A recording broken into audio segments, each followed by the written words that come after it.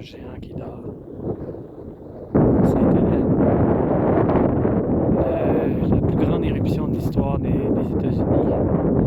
Aussi le plus grand glissement de terrain jamais répertorié par des humains. Je suis carrément face au versant nord, exactement à l'endroit en 1980 durant la fameuse explosion.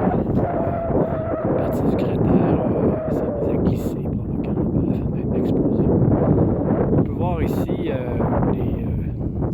le relief, sans arbres évidemment. Il y avait une forêt ici, complètement ensevelie à ce moment par de la boue et après par des cendres volcaniques parce qu'il y a eu des coulées pyrotechniques.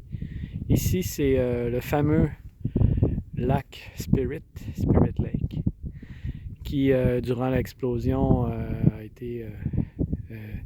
s'est vaporisé et ça a créé un glissement de terrain, évidemment, qui a continué par la suite à déferler jusque dans la rivière Columbia. Je suis sur la trail, le sentier ici nommé Harry Truman, non pas par rapport à l'ancien président américain, mais par rapport à un homme qui avait passé l'essentiel de sa vie dans cette vallée et qui avait refusé de quitter les lieux. Donc son âme est fortement reliée à cet endroit. C'est magnifique. Sincèrement, je vis un des plus beaux moments de ma vie. Ça faisait longtemps que j'avais en tête de venir ici. Et la température est quand même au rendez-vous. Il fait assez frais pour éviter les touristes. Mais c'est vrai, je me suis quand même assez éloigné du lieu d'observation.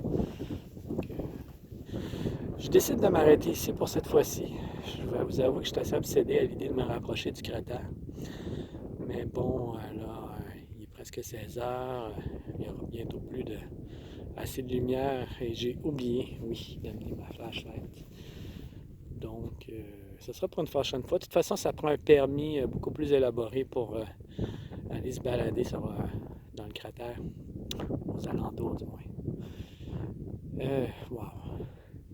Qu'est-ce qu'on peut voir aussi de remarquable? Voyez-vous des petites collines, là? Ça, c'est des restants. D'ailleurs, je suis exactement sur une de ces collines-là. C'est des restants de sommets de cratères, des hemlocks. Je veux dire, les sommets de la montagne. Ouais, qui ont été emportés par le glissement de terrain. C'est assez particulier. Derrière moi, on voit ici la roche-mère qui a été complètement mise à nu par le glissement de terrain. C'est vraiment magnifique. Wow.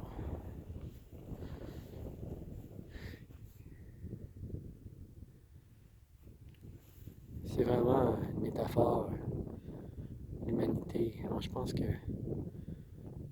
des fois, il faut réaliser on est comme de passage, notre propre corps est comme une location entre deux néants et les volcans me font juste rappeler à quel point l'humanité est fragile face à la nature.